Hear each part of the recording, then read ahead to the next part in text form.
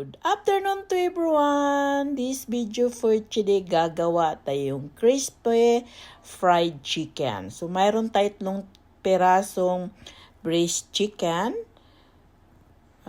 pepper powder, salt, garlic powder, oyster sauce, gumamit tayo ng 1 egg, and 4 tablespoon na cornstarch, guys. Ihalo-halo lang natin lahat ng ingredient hanggang mahalo ang lahat ng mga ingredient dyan sa chicken breast para sumarap at lumasa yung ating crispy fried chicken. Yung mga ingredient ko dyan, ano ko na lang dyan, parang walang tansya-tansya lang dyan, walang measure-measure, basta hinalo ko lang yan lahat, guys. And then, atuhin na lang natin, isit aside na lang natin within 30 minutes para ang mga ingredient nating ginagamit mag-absorb yan. Ganyan lang ako magluto, guys. Madalian. Galing ako sa trabaho, pag uwi ko diretso sa kusina at gumawa tayong pagkain. At mahilig ako sa chicken breast dahil madaling maluto. At iwas din sa tayo sa mga mataba. So, ganyan na dyan. Natapos na din. Ang sunod nating gawin, mayroon tayong mainit na oil. Ilagay ko na yung karne natin, yung chicken breast natin. High temperature, and then i-reduce natin sa medium, parang hindi masunog yung ilalim at hindi pa maluto sa ibabaw. So, ganyan lang, guys. Hintayin lang natin hanggang siya mapapride yung sa ilalim. It's a golden brown. And then natin ilipat sa medium temperature, parang hindi siya masusunog yung una nating pag-fry at hindi maluluto yung ilalim. Kailangan natin talaga yung temperature. So this is it, guys. And then baliktarin na natin ito dahil ay naluto na siya. So that is crispy siya. Lang nilagay ko yan, cornstarch at saka 1 egg. Talagang crispy na crispy and juicy, guys. Talagang masarap na masarap. Talagang crunchy and juicy yung resulta sa ating fried braised chicken na yan, guys. Napaka-simple ang recipe. Madaling lutuin at medyo healthy pa, no fat, wala siyang mataba. So ito na yan, guys, it's done. Pinaano ko lang siya, parang yung oil niya, pinatulo lang ko siya kaunti para hindi masyadong ma-oil yung luto natin. Then ang susunod natin gawin, tuloy-tuloy yan dahil medyo mayroon pang isang natitira dyan. So, tuloy-tuloy lang pagluluto hanggang maluto lahat ang ating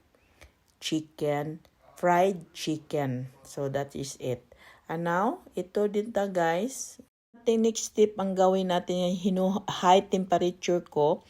Binalik ko yung chicken sa frying pan para siyang mag-crispy na crispy talaga ang dating sa ating fried chicken. So, ito na, guys. Hintayin lang natin yan hanggang siyang maluluto lahat. And then, ang sunod natin gawin, gagawa tayong gravy with mushroom. So, ang una kong ginawa, yung mushroom niluto ko muna para mag-dry kaunti kasi may tubig yung mushroom.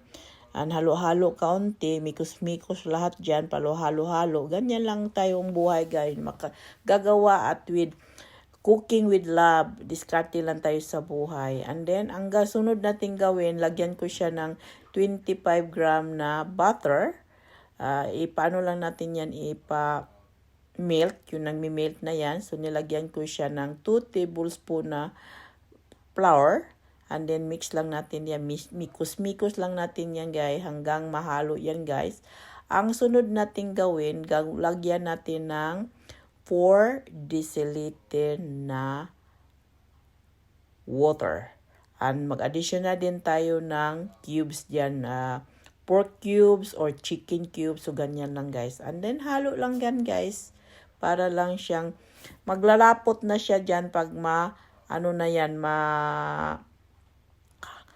kumukulo na yan ang ating butter, and yung milk. Mahalo na yan lahat. So, ganito lang pagkagawa natin sa gravy with mushroom. Napaka-simple pero masarap. Talagang lagyan mo lang siya ng cube. So, it's perfect na. Additional lang kayo ng salt, a little bit pepper, and color pour para medyo makolor yung anong gravy natin. It's perfect. So, ayun, kita yung chicken, tuloy-tuloy pa rin ang fried. Habang ako'y gumawa ng gravy, so tuloy-tuloy pa rin ang pag-fried sa chicken ko. Hantang siyang mag-crispy. So, this is guys for video for today. Ito na, nilagyan ko na siyang kulay. So, nagkukulay na. It depende. Pwede nyo hindi lagyan kulay.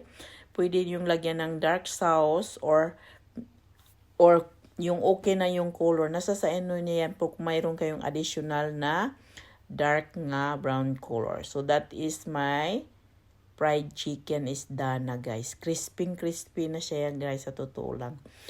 So, that is for time to eat dinner. It's eat the fried chicken with gravy mushroom. So this is done. It's time to eat for dinner. And this is my gravy with mushroom. And this is fried chicken. Eat with french fries. So kainan na tayo guys. It's dinner's ready to serve. And thank you for watching. And paki-like and paki-share. And see you for the next. And bye! For video for today, thank you for watching. Paki-like, paki-share, and subscribe. And see you for the next.